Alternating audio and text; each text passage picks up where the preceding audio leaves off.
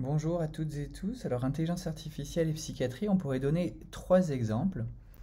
Le premier pourrait correspondre à l'utilisation du contenu du langage. Donc, NLP en anglais, Natural Language Processing, c'est traitement automatique du langage. Parce que finalement, la psychiatrie, eh bien, certes, passe par des expressions faciales qu'on pourrait lire et espérer y déceler des troubles psychiatriques ou des symptômes, par exemple sur une expression figée. Certes également la prosodie, le paraverbal, le fait que je parle de manière monotone, comme ça pourrait signifier de la somnolence, de la dépression ou des symptômes plus précis comme de la tristesse, de l'humeur. Mais finalement, c'est le contenu langage qui est peut-être le plus intéressant. Et donc voilà, un des exemples de NLP, c'est qu'on va explorer des grandes quantités de données. Par exemple, ici dans cette étude, des millions de termes sur un réseau social qui témoignent des représentations des familles, et puis des millions de termes provenant d'articles médicaux. Par exemple, ici, juste en tapant dans une base de données, peuvent mettre le mot autisme. Et donc, ça permet de se rendre compte que les champs d'intérêt du grand public et des scientifiques ne sont pas du tout les mêmes. Et donc on peut montrer qu'il y a des tendances en matière d'information sur la santé qui ne sont pas vraiment les mêmes, et donc de croiser, on a appelé ça des cross-cultural analyses, de croiser des cultures scientifiques et populaires au sens positif du terme. Un autre exemple, c'est celui d'utiliser ce qu'on appelle les LLM, Large Language Model, le plus connu étant ChatGPT actuellement, et qui va être entraîné sur des vastes corpus de texte dont on ne connaît pas vraiment ni l'origine ni la qualité, mais finalement le nombre fait qu'il y a un phénomène d'émergence et qu'on arrive à y faire émerger de nouvelles idées à partir d'un entraînement sur cette quantité énorme de texte. Et en fait, ce qu'on peut faire, c'est prendre certains termes, par exemple ici un terme de psychiatrie, alors tristesse de l'humeur, et voir quels sont les termes les plus fréquemment associés. Et donc finalement, qu'est-ce que cause la tristesse de l'humeur en termes d'autres symptômes? C'est d'autres symptômes affectifs, c'est de l'insomnie.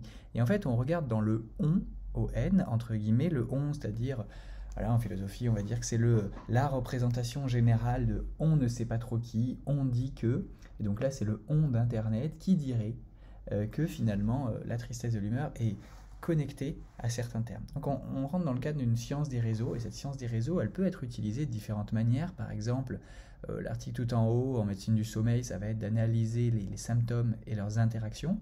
Le deuxième, par exemple, en addictologie, c'est la dynamique des symptômes, comment les symptômes évoluent et l'influence entre symptômes évolue.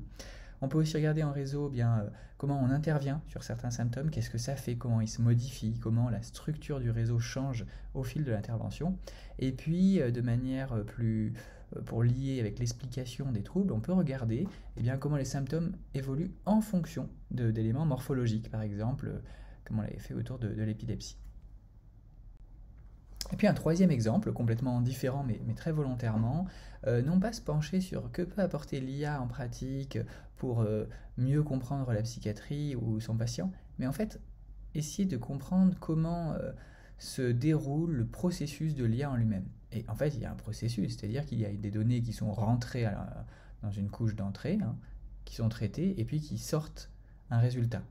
Et finalement, pour caricaturer la chose, un clinicien fait rentrer des informations, il se passe quelque chose dans une boîte noire qui est la tête du clinicien, avec son modèle interne, avec son entraînement sur des patients simulés à l'EDN et puis encadré lorsqu'il est interne, et puis il sort un diagnostic ou une décision. Et donc on peut étudier comme ça la prise de décision en comparant un raisonnement de l'IA et un raisonnement du clinicien. En tout cas, c'est une expérience de pensée qui pourrait s'avérer fructueuse. Et en fait, quand on va plus loin, on s'aperçoit que, il y a des parallèles entre les pathologies de l'humain et puis les pathologies que pourrait avoir une IA. Donc, entre guillemets, pathologie de l'IA, ça n'existe pas vraiment ce terme, mais c'est se dire finalement, quand on creuse ce parallèle du raisonnement, on peut l'appliquer à d'autres choses. Les pathologies chez l'humain, on va dire qu'il y a un dysfonctionnement qui cause un préjudice, une souffrance pour la personne ou un handicap, parce que ça marche moins bien. Et bien on pourrait se dire que pour l'IA, c'est un peu pareil. Lorsqu'elle marche moins bien, il y a un préjudice, pas pour l'IA elle-même, mais pour l'utilisateur. Et donc, on pourrait comme ça simuler des pathologies de l'IA, par exemple lui faire des crises d'épilepsie, c'était un premier article qu'on avait écrit, puis là un second, essayer de tisser ce parallèle, notamment en s'interrogeant sur qu'est-ce qu'une IA malade, d'un point de vue science humaine, d'un point de vue de l'ingénierie, le tester, puisqu'on peut infecter des données, empoisonner des données, et donc attaquer un réseau de neurones avec des données empoisonnées, et donc se rendre compte qu'on peut rendre malade une IA. Et puis bien sûr, ces analogies, on parle souvent des hallucinations, qui sont en fait plus des délires de l'IA, c'est-à-dire un décalage par rapport à la réalité, mais on pourrait dire qu'il y a des IA qui sont obsessionnelles, qui tournent en boucle, un petit peu comme chez l'humain. Voilà, donc troisième exemple, c'est comment penser finalement ces parallèles entre l'un et l'autre, et c'est ce qu'on a commencé dans plusieurs groupes de travail autour de ces questions de sciences humaines, d'ingénierie et de clinique.